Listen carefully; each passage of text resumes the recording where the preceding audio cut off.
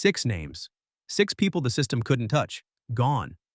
And 1 FBI agent who got too close, who you were certain was dirty, who you later found out might not have been. Might. That word lives in your chest now like something you can't operate on. This starts with 10 bodies in the ground. It ends somewhere you never planned to be. Junior forensic technician. Grade 2. You carry the kit. You photograph, bag, label, initial. Then stand back while seniors decide what it means. 14 months of car fires and vandalism. Nothing that bleeds. Then, Tuesday, November. Construction crew, Eastern District. They stop work, call the police, don't touch anything. First body, 3 feet down. Second, 4 feet away. By end of day, 10 women. Different ages. Same precision. One person did this. Everyone knows it before anyone says it. You work the perimeter. Soil samples, clothing fragments.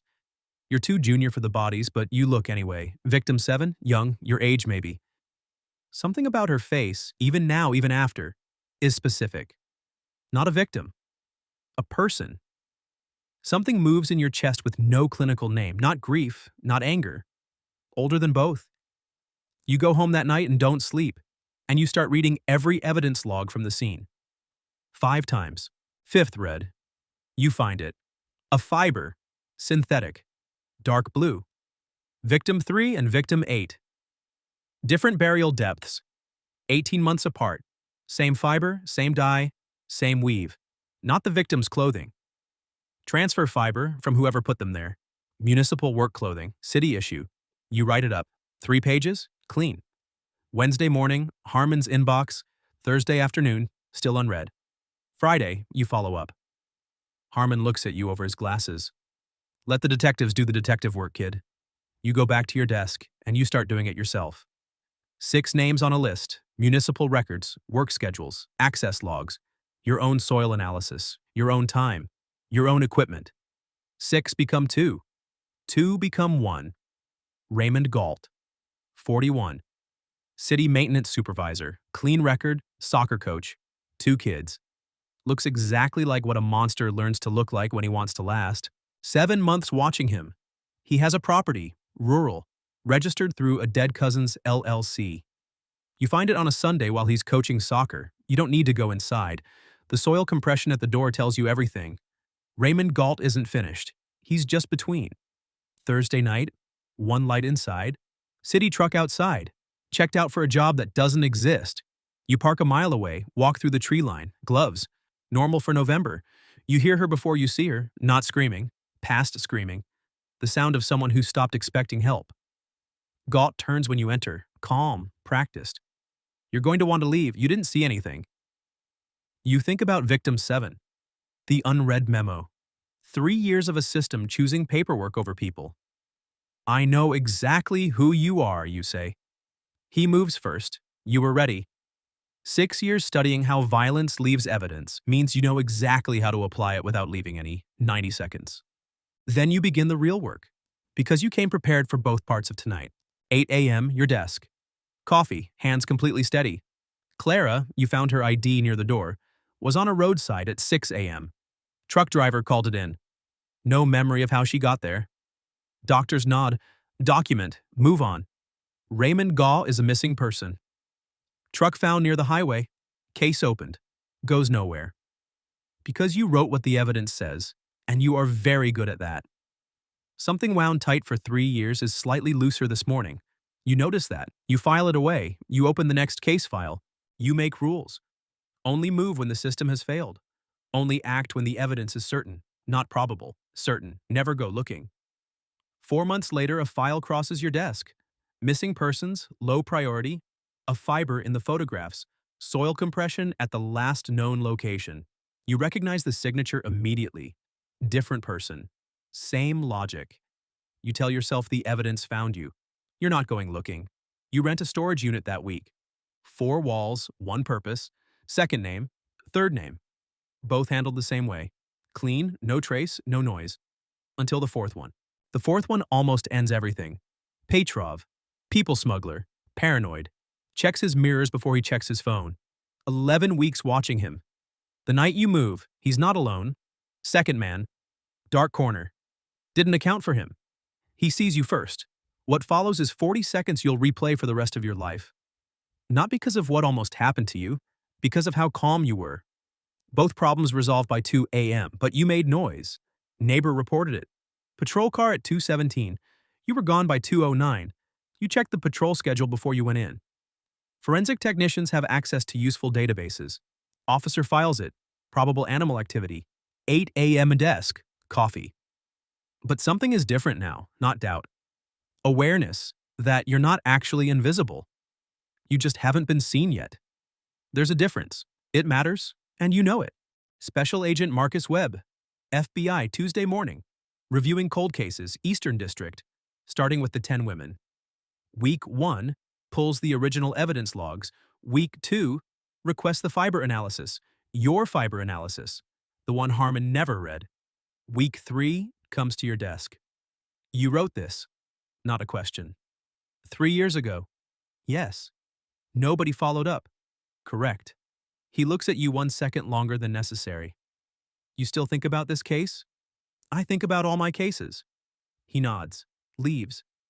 You sit at your desk and think about Detective Chen, the man who had your report, who had 3 pages of clean evidence, who gave you the time between 2 other meetings and called it a conversation, who chose to do nothing. You go home. And for the first time in 2 years, and something that functions like fear, not of being caught, of Webb specifically, because Webb reads rooms the way you read rooms, and that means he might read you the same way you read everything, completely. You start watching Webb, not because you've decided anything, because information beats assumption. That's just science. Week 1, you watch from a distance. Normal routine. Nothing flags. A man doing his job.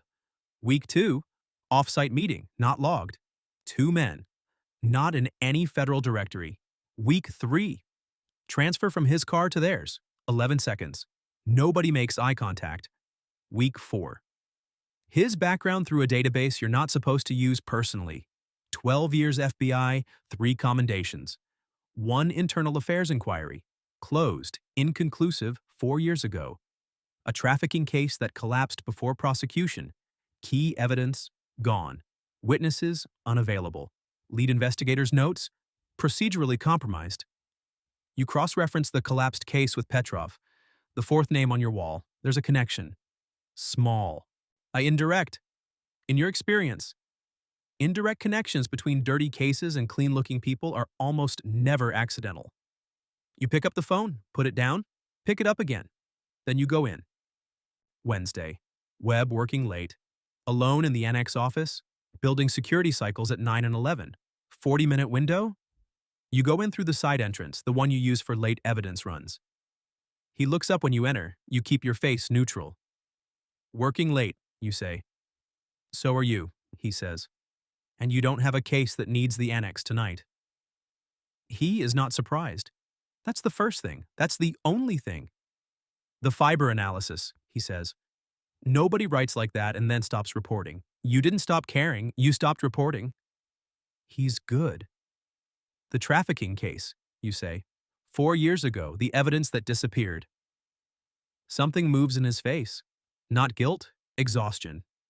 I've been rebuilding that case for 4 years, from the inside, because the people who collapsed it are still inside. Silence. To 2 people, same broken system, opposite directions, same destination. You came here with a plan. The plan is wrong. You sit down.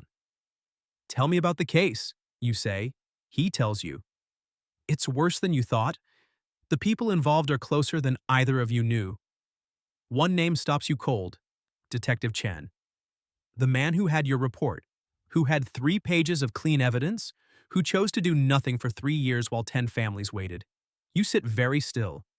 Then, I can find the evidence. Webb studies you carefully. What do you need? 48 hours, you say. And a very specific kind of blindness. Long pause. He nods. Once. 48 hours. Chen, the man who had your report, who had the evidence, who chose 10 families waiting over doing his job, arrested at 6 a.m. Evidence. Rebuilt. Clean. Admissible. 14 months to prosecution. 3 consecutive life sentences. Trafficking network. Dismantled over 2 years. 19 arrests, 11 convictions. 43 people recovered. Webb gets a commendation. You get senior forensic technician. Nobody asks about the storage unit. You dismantle the wall on a Sunday, methodically, completely. No trace. Because of course, no trace. Here is where you are now. Senior forensic technician. Trusted. Respected. The one they call when a scene needs to be read right. The rules are still the rules. The storage unit is empty, for now. New file on your desk this morning, missing persons, low priority. Soil compression in the photographs, pattern you've seen before. Not Galt, not Petrov, someone new. Someone the system will spend 3 years not finding. You look at the photograph, you make a coffee, you sit down, you open the file. Silence. Multiverse Morgan. Every week, a different you. This week, you started looking for evidence. The question the story never answers is whether that last file was the job, or the next wall. You already know which one. That's the part that should keep you up tonight.